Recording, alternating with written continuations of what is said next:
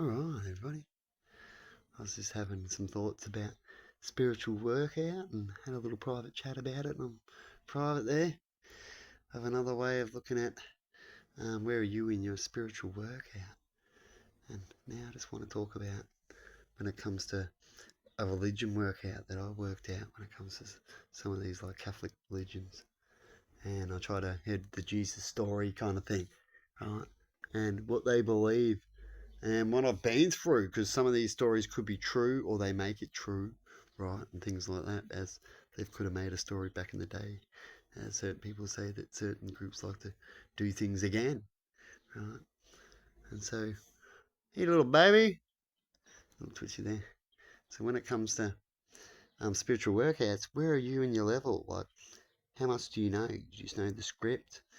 Did you just grow up with it and know the script and you read it and you do most of it, but you sin a lot and you're still trying to work with the script. You're still trying to work it out, the script. You practice the script fully to what you think worked out. Do you off and on because you haven't worked it out? How spiritual are you? That's why there's all these different groups in the same sort of religion as they're trying to work out their books and get it right. And one will try to do another thing to go, look, this is how I do it, and so on. And so I believe when it comes to these stories, the true story of it and what people go through and stuff, it's a very hard thing to be truly, truly spiritual. Apparently, you've got to suffer a lot. So if you really want to be spiritual, you have to suffer, or you got to believe you're a sinner to have to be the sufferer all the time. As apparently Jesus died for your sins, but you still got to suffer. See, and that's at least what the other religions might say if they don't believe in Jesus' story, right, about taking away sins. Because I've tried to debate a lot about what sins was taken when it comes to that story.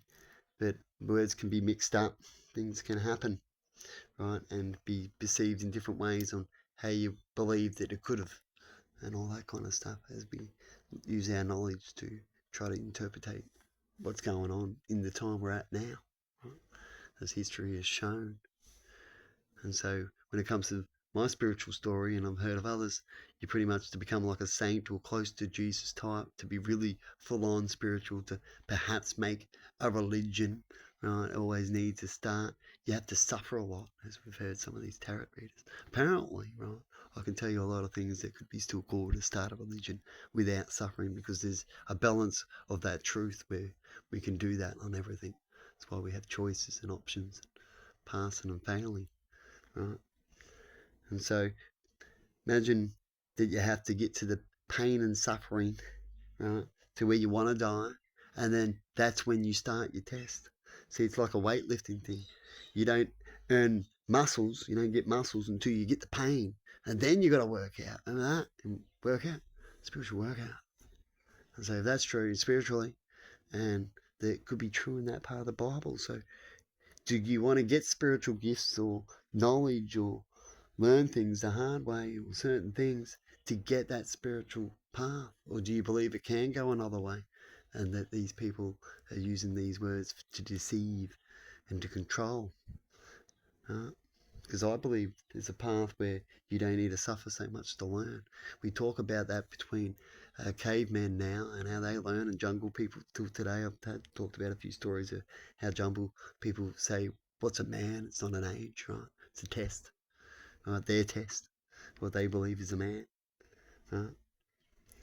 And so when it comes to working out and spiritual, in my story, mine's like I got to a point where I started giving up. I even told my family. I got laughed at. You say things a lot, but what you're talking is truth. You're trying to connect and you're trying to do this, and some do and some don't. And then you try to do it to the people out there, and then they do and they don't. Then you get ignored, and then they cut you off and trying to do the right thing. Even though you might have done some wrong things, you previously was a thief when you were a kid, but you're not now, but they're still calling you a thief as an adult at 30 years old, even though you've healed and moved on. It's like, when can we heal and move on? Is that what you call forever sin, everybody? Have we got a forever sin from killing Jesus? People get more of a conclusion to that, isn't it? Like, why aren't people really having debates about it? It's the hang on. It's the sim that we got. It's just is, and that's sad, right? How can you work out things if it's like that? I'm working out things like this because I'm going, well, I'm not gonna believe that. How I believe my cystic fibrosis. They told me I got it. And you can ask me, mum, and what. And when I left home, I did it even better. I'd go, I don't have cystic fibrosis. Yes, you do. I know I do. You can't do this. Yeah, oh yeah, I can. How many people with disability does that kind of stuff? Goes all around.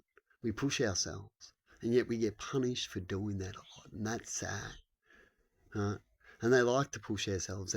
They trick you, right? They push you with tricks, and what that means is you can be very paranoid. You go and say you're already tired, and they want you to go to a place that's not really going to help you, or they're going to set you up with something and they won't do their job right, and they want to get you to come to say, look, you said you couldn't come, but you came because they pushed you and tricked you.